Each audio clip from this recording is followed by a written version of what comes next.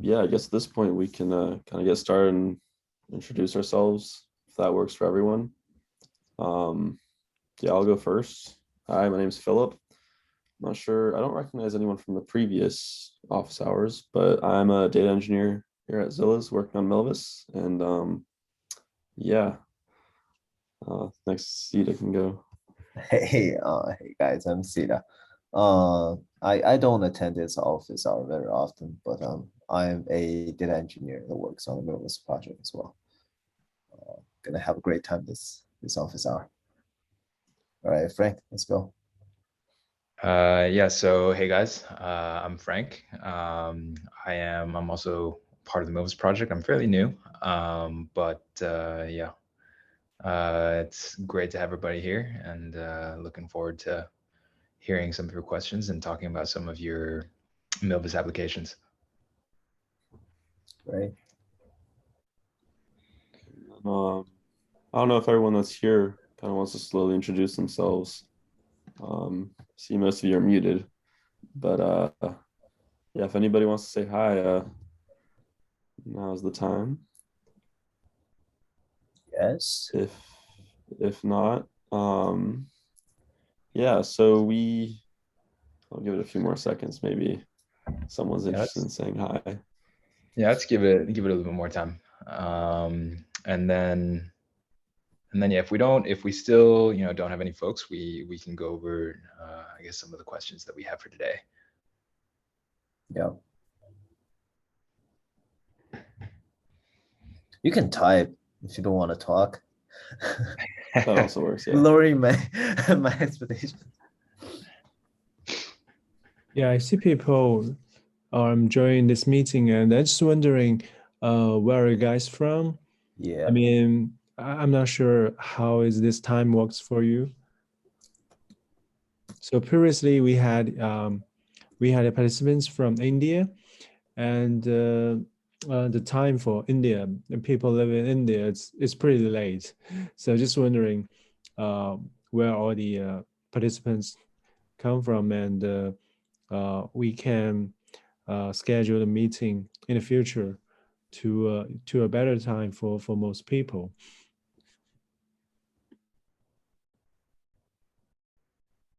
Hello, you can type. Like, where are you from? Hi, can you hear me?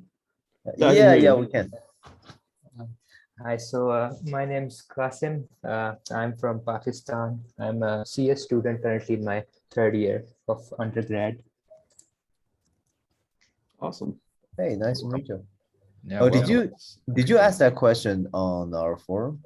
Yes, Okay. I Yeah, we're asked gonna the first question Yeah. on reverse image search. Yep. And hey Zishan, nice to have you here with us as well. Yeah, it is a little bit late. We apologize for that. We do have we plan on holding these office hours twice every month. So depending on, we'll do it in different time zones as well. Yeah, so Pacific time right now is a little past 9 a.m. But again, we'll do, depending on some of the, I guess, time constraints for some of the folks here, we might move it back a little bit, forward a little bit. Again, depends on who we get. But yeah, so Kasim, why don't we start off with the question that you had on the forum? So let me take a look here. Yep. So you say that you're developing a reverse image search web application. Okay. You're using a single pre-trained model on ImageNet using PyTorch. What model are you using, by the way? Are you using? Yeah. Currently, we're using ResNet 18. Oh, you didn't see. Okay. Okay. Yeah, color histograms are a little bit. Okay, that convolution can be trained to classify colors. Okay, so are you looking to like for a particular, are you looking more at the semantic information embedded inside of the images, or are you looking more high level? So it seems to me like you are a lot more interested in colors, maybe some of the low level information that's sort of embedded more or less in the pixels. Am I on the right track here? Yes, exactly. We're looking more, we want to classify what's in the image, and so we need most of the semantic information. Okay. Okay, I see. So I guess so. And yeah, so Philip and Sada, if you guys have any other suggestions as well, feel free to chime in. But one of the things I guess that you could try is you could try using features from different layers. I know you're probably using the penultimate layer from ResNet 50 right now, right? Yes, the one before the last classification layer. Right. The one before, or yeah, the one before. Yeah. Well, so I believe for Resident 50, is it 10? It's 1024, right? It's not 4096 VGG. We're using ResNet 18, so the last layer has 512. Okay, Side of 512. 512. Okay. So yeah, so I mean, one thing that I think you could try is you could, so and again, I'm not sure how well this would work in Milvus. So yeah, again, Philip, that's a question for you. So if you use some of the earlier features inside the ConvNet, so for example, some of the earlier layers, they will extract some more low-level information rather than some of the high-level semantic information that's actually embedded inside of the image. So if you use, for example, some of the outputs of some of the convolutional layers, you should be able to get either some mid-level or some more low-level information. I think it depends on what you want. But I think overall, based on the question that I'm seeing here, it does look like you're going in a pretty good direction. Do you plan to embed this? So is it like one of those sort of like drag and drop where you can drag an image and then you'll query Milvus and to try to find like similar images? Exactly, that's what we're doing right now. Okay. Actually, I do have a question. So for like if you use like layers before like the conv layer output, are those features gonna be, can we like measure distances like using those features? Are they gonna be like linear? Are they gonna like kind of make sense in like Euclidean space or? In Euclidean space, that's a good question. And yeah, so the last layer we use that is because so the layer before the output, the softmax layer, it's linear separable, right? Mhm. Right. So the layer, so that's a good question. I've actually never played around with those features, but I know that they do contain lower level information. So yeah, they do, but it should work, especially with ResNet, I believe, because ResNet, you're just attaching pretty much the same block of convolution every time. So the end is going to be, you can always pretty much, you can take whatever layer, it's all going to be embeddings because they're all just building a new layer on top of the old one. So they should be linearly separable. The issue is if they're like 3D vectors or something, you just flatten them out. And I think it should work, but it's something to mess around with. But I think that you should be pretty safe in doing that. Yeah, give that a try, maybe. It's going to work. Yeah. But in addition to the question you mentioned about using like multiple feature vectors and like multiple different models, so that can work. You would have to store them in separate collections, and that's where it gets a little bit messy because you're gonna have to query each separate collection to get separate results, and then you're gonna have to rank them yourself because Milvus doesn't really rank across different collection searches. So that's one where you might have to do your own ranking algorithm to see, like, you could do a simple one of just whichever one's closest, pull from that. But the other issue comes in of search speeds because you will have to load in all these different collections. If you have enough cache space, it would work, but it could possibly be a pretty big slowdown. I'm not sure if like speed is one of the ultimate goals. So sticking with one, let's say pipeline. So you could try some messing around of kind of using two networks, like one to pull out a certain area and then one to examine that area. So like the whole YOLO into ResNet. But actually having two separate embeddings per photo might slow down things a lot. So Yeah. stick to one single pipeline for now, I would say, if speed is what you're worried about. Yeah. Because if once you start doing multiple embeddings in different collections, things can slow down quite a bit. So I have a question for you. So you say you want to like combine different models. Do you want to kind of like concatenate features from different models into like a huge like a vector with like bigger dimension, or you want to kind of like rank like use like different collections and rank each of them, and then together you re-rank? Like which one are you thinking about going?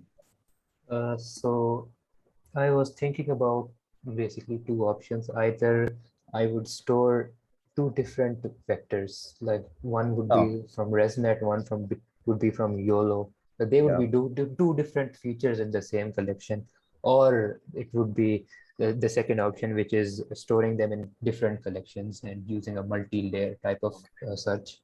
Okay. So that actually, So you want to combine the two. It's like model fusion. It's like you're trying to like it's probably Because of gonna lower the variance of the model, right? Like combine the output of the two.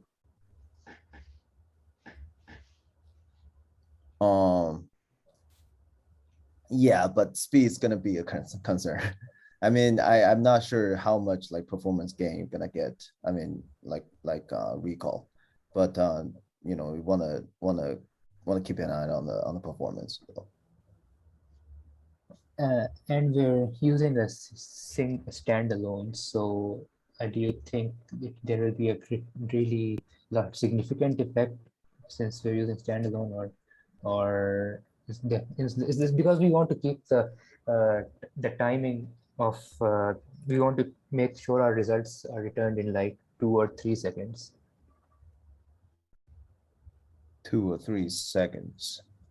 So how much data do you have? So currently we're just starting out, so we're just using the VOC 2012 dataset, which has 11,000 images. Okay.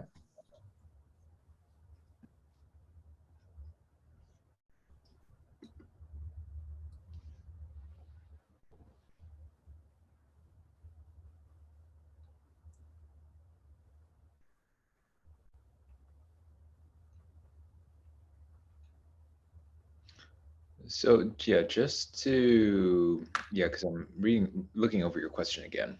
So just to make it clear, you're looking, so in addition to having so like high level information, so what the contents of the image, so like what's actually embedded inside the image. Let's say it's a cat or a dog, so on and so forth. But you also want to look at some of the lower level information, like colors, like patterns, edges, that kind of stuff, right? Or is it more of like a generic reverse image search? Right now, I thought using these low-level features would improve the accuracy, but the end goal is that you can create. Wait, just a second. Sure. Yes, so the end goal is that we can create a repository where a user can upload an image and get their image automatically classified and tagged with appropriate metadata based on the objects that are in the user's query image. And so that's what we're aiming for in the end. Right now, we just have a basic reverse image search application.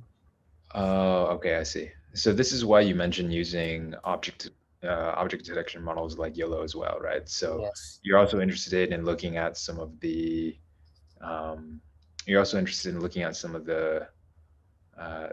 there might be multiple objects within the image. You also want to be able to do a reverse image search over all of those individual objects. Is that correct? Exactly. Okay. Okay. Yeah. So that. Okay. I think I sort of see where you're going with this. So essentially, if I have like a very if I have an image with, let's say, like many different types of cars, many different models. Let's say like one is a Toyota, one's a Honda, and I want to, if I do a reverse image search over those, I want to be able to get matches not only in terms of color but also in terms of, so like make and model, more or less. Is that right? Yes. Okay. Okay. Yeah, that does become a little bit more challenging. And the way I would do it, just to keep things simple, I mean, there are some fairly, there are some fairly complex ways I think you can do it. You can approach it from an AI or computer vision perspective, but I would sort of more or less keep it simple. So I would create, I know you said you guys are using Pascal Vac as your data set. I would leave that more or less the same. And then what you can do is, as you within the entire data set, you can first extract all of the bounding boxes from YOLO, run those through, you can run those through an object, sort of like an object detection model, like what you're doing right now. And then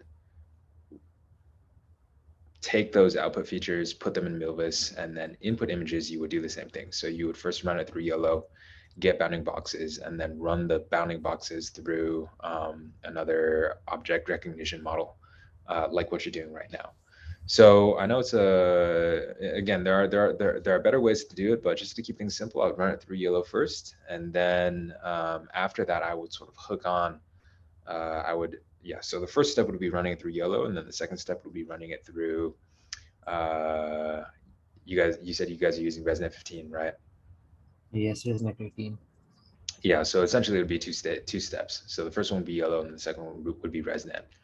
I wouldn't go more complex beyond that because, I think especially for. Especially as it relates to Milvus, it can be, I would keep things simpler initially, and see what the effects of that are. If that looks okay, I think then you can go a step further in that direction as well. Yeah. So, so just to conclude, so the best practice would be to use multiple collections instead of a single collection with different features. So I would, again, I don't know, Steph, if you have anything to tack onto this one. As Philip mentioned, it's I was muted, my bad. If you're using, so it kind of gets a little complicated. So let's say in this case, I'll first answer your question. If the features are made using the same final embedding model, you're fine with storing them inside the same collection. If you start using different models for the actual embedding, like the last stage where you actually get your vector, then use different collections.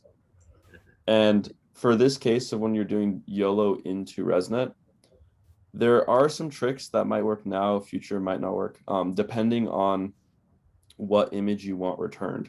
So let's say you have an image of 13 cars, and with YOLONet, you take out each separate car and you embed them. As a returning ID, do you want the original image with 13 cars, or do you want that subsection of the image of each car? So this is where you can kind of mess around with how you're linking IDs to certain images. But yeah, keep it in separate collections if it's different embeddings. So if the embeddings are generated through a different model, search won't work because they're using different types. Like the comparability of the vectors just won't exist. So that will break it. Like you won't get an error, but the search results will be very poor. Yeah, Got the it. search results will be pretty much close to, yeah, it'll be close to unusable if you mix in match embeddings from different models. Okay. Yeah, Uh, like just think of them as like comparing like just Euclidean distance before the two vectors. If they come out of two different models, right? Not gonna make sense. okay, got it. Yeah. And I shared a link in the chat. So we have a bootcamp, Milvus bootcamp repo, and those are some like simple solutions, like leveraging machine learning and Milvus. And there is a reverse image search in the solutions, and that actually has an option to use object detection, which is YOLO.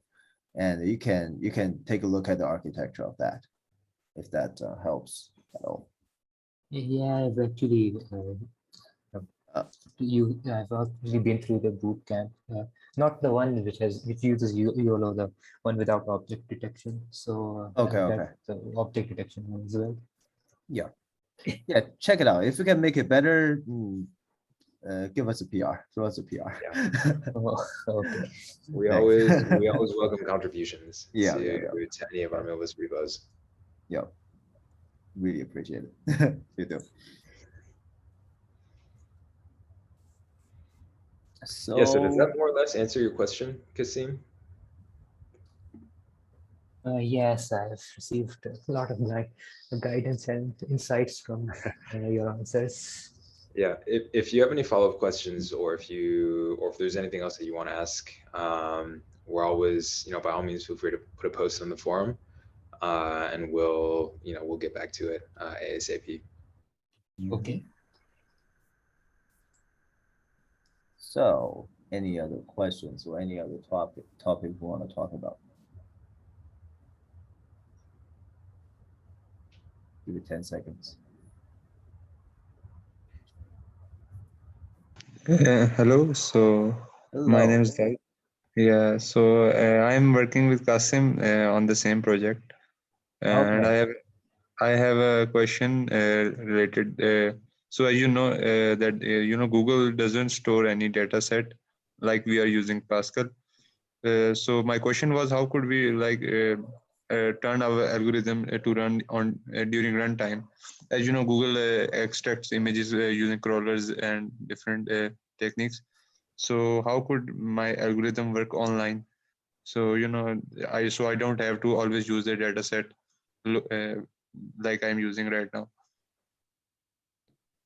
So other than scraping, and then pretty much you can do everything online the same way. You just have batch sizes of one when you're putting them through the neural nets, and then you're just inserting one image at a time. You can do some like caching to do batches, but that gets more complicated. But a lot of it will be web scraping, doing it live, just taking that one image, throwing that image through the neural net, getting a vector, inserting it, and then kind of doing that in a loop until you've gone through all your images.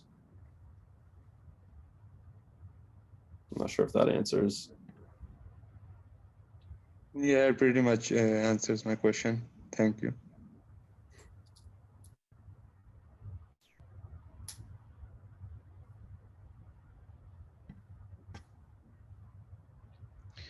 Awesome.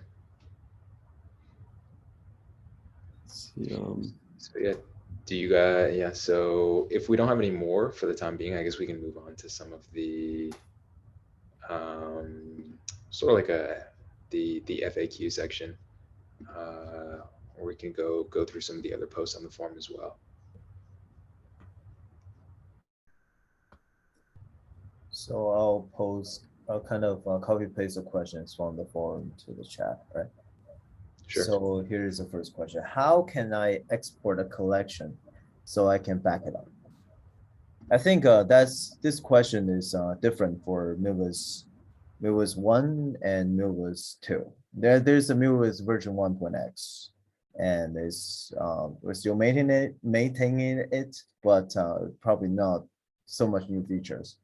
So for Milvus 1, there is a tool called Milvus DM, and you can use that to extract data from the Milvus 1.x database. And that's actually kind of fast, pretty fast. But with Milvus 2.0, we haven't updated Milvus DM to adapt Milvus 2.0 yet. So we're gonna probably do that in the future when Milvus 2.0 stable version is released. And the implementation is going to be a little different. We probably need to get data from etcd and to know exactly where the data is sit in mini-IO, and that's probably going to be a little complicated. So if any of you wants to join us to do any contribution, let me know. We'll work on the same team. And so that's it for the first question. And do you guys have any question? Nope. All right, so I'll post a second one from the community. Philip, do you want to cover this? Yeah, sure. So in what situations did you mainly call collection load? So collection load pretty much caches all your indexes and anything you might have to search in your query nodes. So you'll want to do it mainly before, if you're switching between different collections and searching, you're going to want to search call a load there. Also, you want to call load after a flush. That's when, I'm not sure if right now flush is publicly available in the API, but that allows things to get pushed into MinIO. And after doing that, you're going to have to refresh what data is in your search query nodes. So that's when you want to call a flush load. And then pretty much it's safest to always call release then load after indexing. Just so everything kind of reset itself and you'll have a clean cache in each query node. So yeah, when in doubt, before searches, do a release and then a load, and then after indexes, do a release and a load. But yeah, if you're always going to be searching one collection and not inserting, you don't really have to call it often, because as long as you're searching the same collection, it will stay in cache. Great.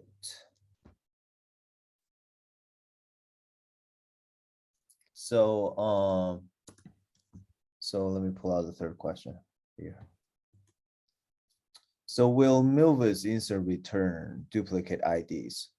I think I can cover this. So so there are here two scenarios. So one is auto ID and one is user manually put in ID. For the first case, manual ID, auto ID. So for auto ID, Milvus, it's not going to be duplicate. Milvus, so the auto ID, generated auto ID is going to be, it's not going to be duplicated.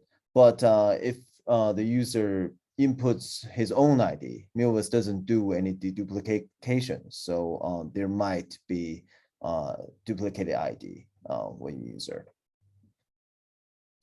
So that wraps this up.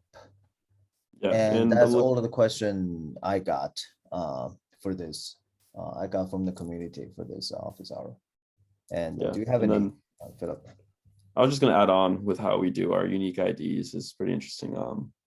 We base it's not that interesting, but we base it on timestamps. It's like a logical clock hybrid timestamp. So it's pretty safe in regards to unique IDs across all collections. So there's a very, like, I won't say it's impossible for two of the same IDs, but you don't have to worry about that, and it should be unique across collections. So unique ID, you won't have conflicting auto-generated IDs, even if they're in separate collections, which is pretty useful to know. So you can kind of rely on it, but there is always a chance, maybe in like 1,000 years, that something collides, but pretty safe for now.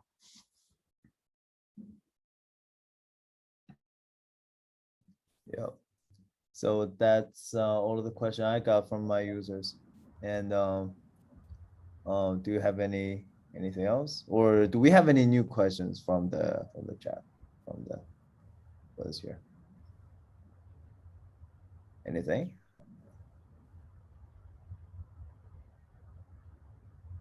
Mm-hmm. I'm guessing we can probably close this one out then. 34 minutes. That's pretty good. Yeah, and oh, one thing. So GA was supposed to be out tomorrow, but it's probably going to be delayed a little bit to next week. There's still some bug fixes we need to take care of, and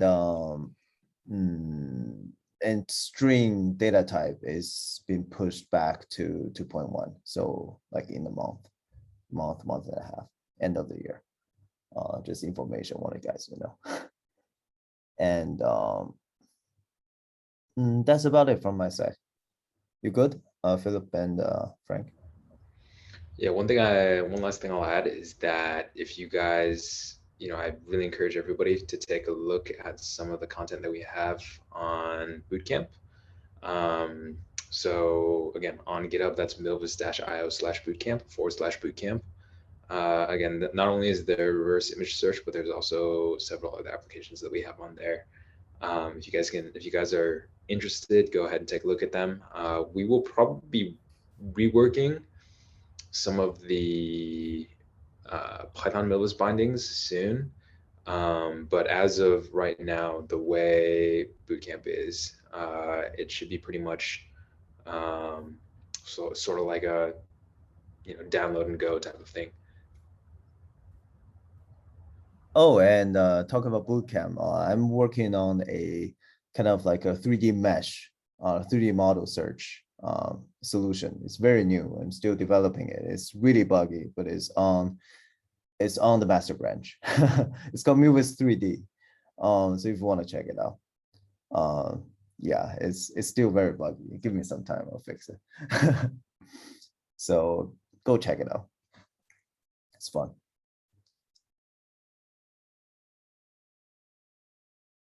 So that's it for me. All right. So yeah, one last call. If you guys have any other questions, we'll take them right now. Otherwise, I think we can close out this office hours session. Yeah, but in any case, thanks to everybody for joining today. And yeah, we hope to see everybody for the next session as well. Yeah. Thank you for coming. Yeah, have a good one. Take care, guys. Yeah, thank you guys. Have a good one. Thank you.